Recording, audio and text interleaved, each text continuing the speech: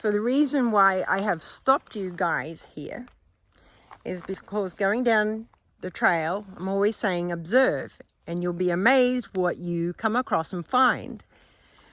Well, we come across, who noticed all of this bird poop right here? Me. Yeah?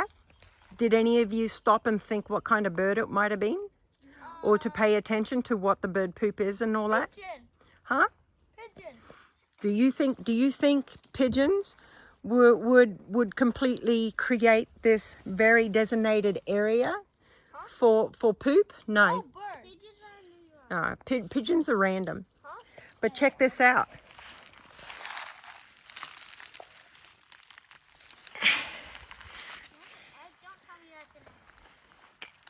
This is an animal pelt, right? And a bit of a skeleton. Right. What does this come from? Owls, because they spit out the rest. Exactly, exactly. Now, look.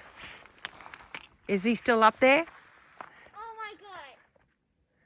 There he is. No. Holy crap. There he is. Look at that. Holy crap. And look what he's doing. He is really checking us out, isn't he? Oh my god. Oh, that's what the heck? What the heck, right? Oh.